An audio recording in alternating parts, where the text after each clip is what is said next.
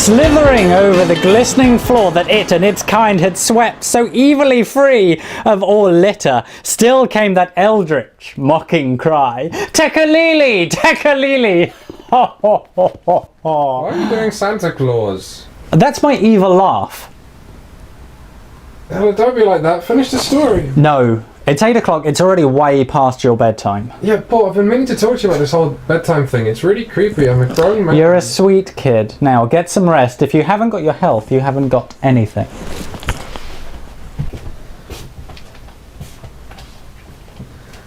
Oh, yeah, leave the door open, why don't you? What?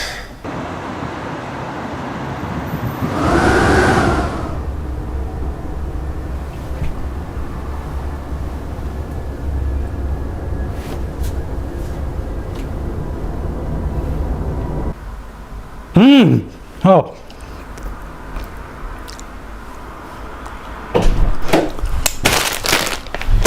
What are you doing up? Paul, look at this. This is your handwriting, isn't it? What is... Yes, Something's it is. in the attic.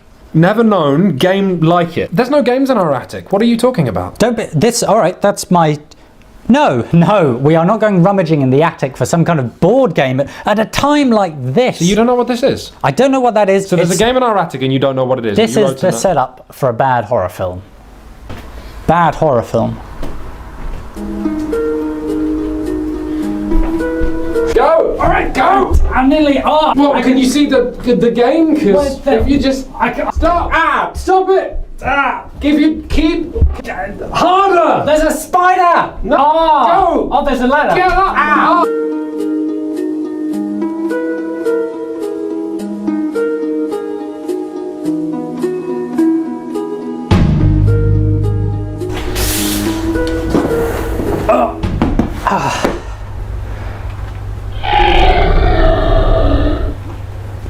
What was that noise? Where's your ringtone?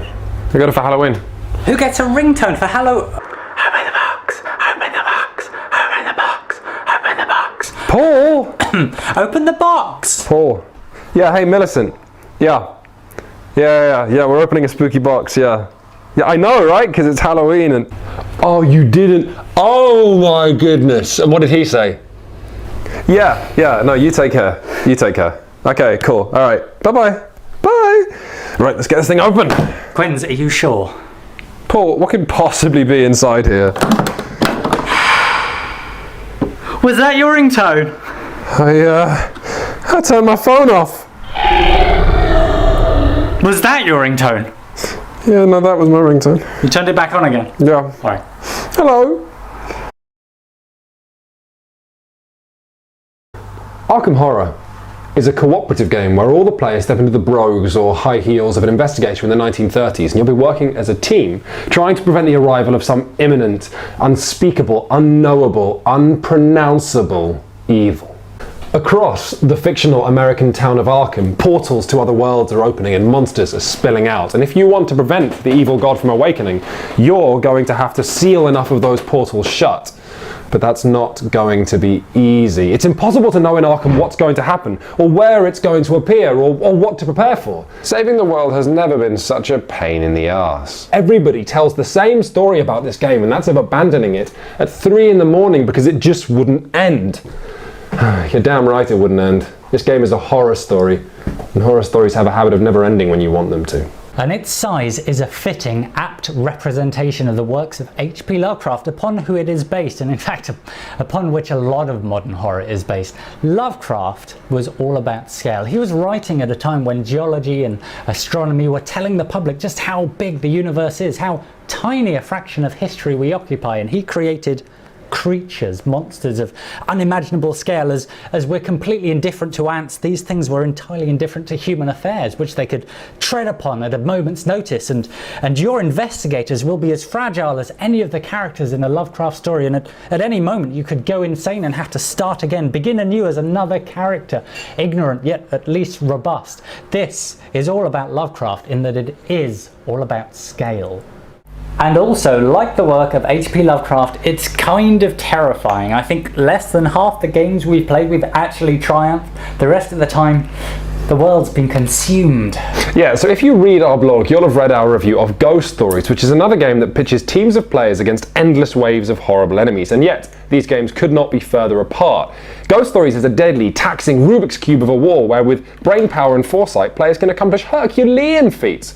In Arkham Horror, stuff just happens to you. Horrible, horrible stuff. Look, you see all these decks of cards that run along the edge of the board? Those are what you buy this game for. These are events that happen, unique to the game. If you go to a general store, you don't know what's going to be available for sale. Look, we've got a crucifix, a student newspaper, and a coat. Fantastic. If you go to a cafe, you have no idea whether you're going to have a cup of coffee that's going to regain you some precious sanity points or if the table's going to start eating you.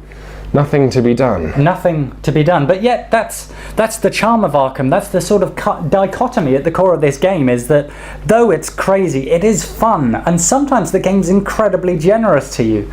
You don't know whether you're going to be destroyed or if you'll end up sort of leveling up and becoming more powerful and more resistant to this terrible town. You're actually investigators in name only, as there is no mystery to be solved. Instead, you are running around town collecting these clue tokens, which might as well be gold coins or potions. You just use them, you spend them to boost yourself later on in your battle against the forces of darkness.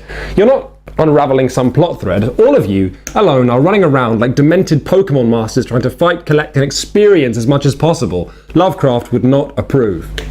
Well, you'll certainly have adventures, I'll give it that. In fact, you'll have more misadventures than a whole Lovecraft collection. Within the first hour, your nun, your private dick, your rookie cop will have joined secret societies or recruited allies or probably shot or pulled the tentacles off a whole menagerie of monsters. And these monsters and any portals you close become a kind of a grisly currency. You collect them, and if you can drag enough evidence of paranormal activity to the sheriff's office, well, you become a deputy with a badge and a gun and a car.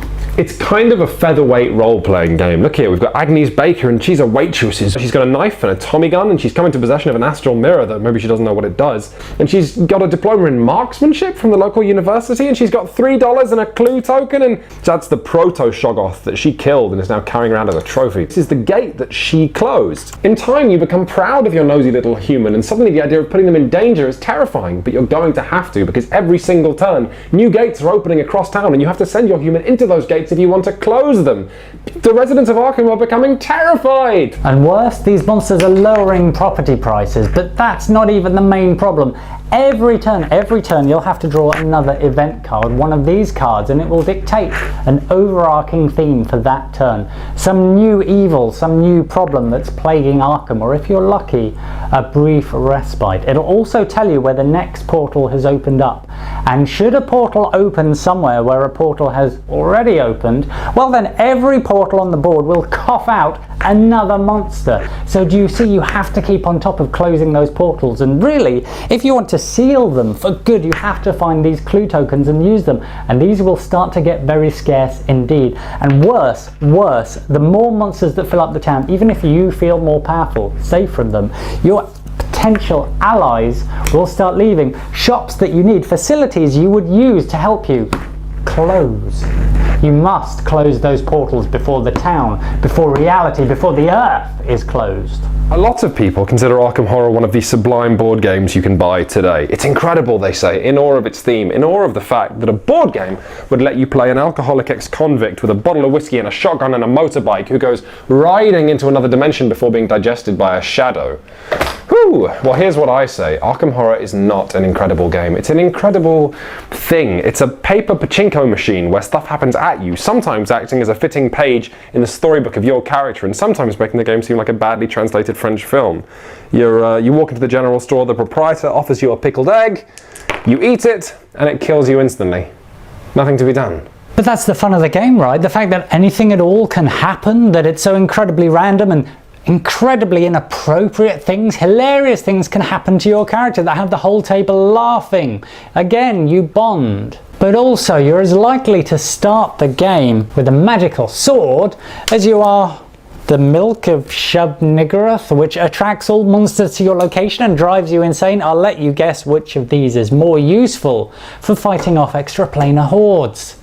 Still, the randomness, the depth is the real strength of the game. You could play a dozen times and never see everything that the game has to offer. And then there's an almost shameful amount of expansions that the publishers have released, meaning as long as you're willing to fork over the cash and the shelf space, this game can always remain a little bit of a mystery. Yeah, we should point out that this year the publishers released an expansion called Miskatonic Horror, which simply expands any other expansions you might already own for Arkham Horror. It's mad. But I'm not going to make fun of it, because if I was a fan of Arkham Horror, I'd appreciate being given the chance to make this an even more intimidating construct, because that's the point here. However, I'm not saying Arkham Horror is not entertaining, but I am saying it's not really a game, or if it is, it's the deal or no deal of board games. There's fun to be had discussing it and watching it tick over, but hovering above this table is the uncomfortable realization that whether you as a team win or lose, or whether your personal investigator lives or dies, after a point becomes down to random chance. Yeah, it's not really a cooperative game, or if it is, it's in the loosest sense of the phrase. Sure, you're all on the same side and you negotiate what you're going to do. You make plans together, but you can't complement each other's skills. You fight monsters by yourself. You go into other dimensions by yourself. And you have unique and terrible experiences around town by yourself.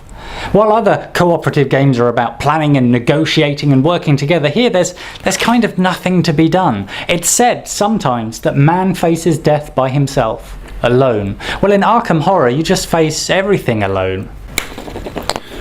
You know, I like Arkham Horror. I think it's a good game, but it's not a great game. It's a game to be enjoyed, but not to be worshipped. Right, so in conclusion, we'd recommend that you don't buy Arkham Horror. It's too expensive, it takes way too long, it sags in the middle, except on those rare occasions where it kills you in the first hour, leaving you at a loss of what to do for the rest of the evening, and as a cooperative challenge, it's more smoke and mirrors than we'd like. Yeah, in fact, it's almost a passive experience, a sort of a grand Lovecraftian theatre of horror that you watch. Yeah, well, last episode we talked about Twilight's Imperium, which is a game that lets players tell a grand story together where you're all the protagonists. Here, you're all still the protagonists, but you're being told what to do by the game, which is this omnipotent conjurer who invents the script as they go along. You just roll the dice and make the moves.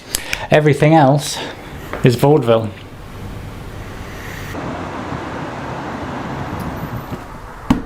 You're a bit harsh on old Arkham there, weren't you? You think? No. I mean, it's a good game, but it's not great. It's got its flaws. Yeah, but I have this weird feeling like as a Lovecraftian protagonist, I've stretched too far and maybe said something I shouldn't have. No, don't be silly. It's just a game. What's the worst that's going to happen? Back in the attic with this, and I'll get us some hot chocolate, yeah? Yeah, that sounds good. And I'll get along with the next review. So, Settlers of Catan is a trading game. Now, what we've got here is an award...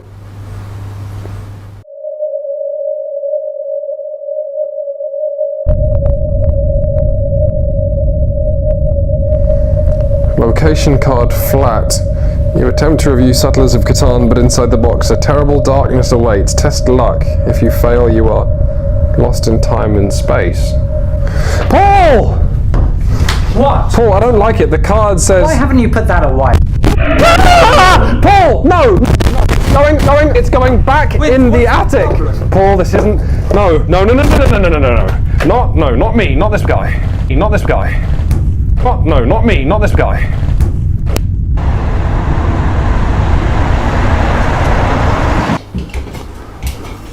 Okay, I put it in a far corner where nobody's gonna Huh? What are you writing? Nothing. No, let me see what you're It's writing. just so that we know where the game is, in case we want to play it again. But this tells people exactly where it is. Well, How of could we course. possibly need this? Quinns! Paul, Quinns! You've been up too late. You've got too much going on. Why don't you have a nap? Have a rest.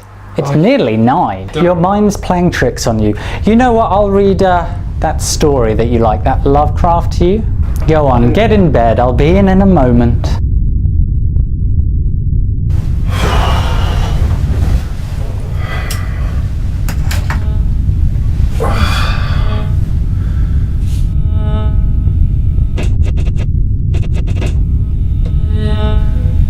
Paul.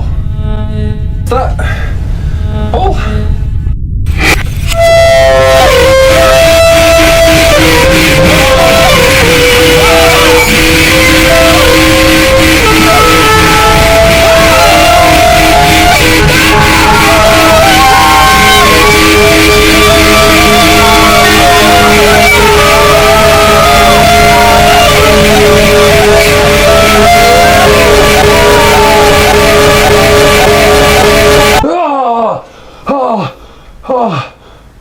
my god, it was a dream. Slithering over the glistening floor that it and its kind had swept so evilly free of all litter, still came that eldritch, mocking cry, Tekalili! Tekalili!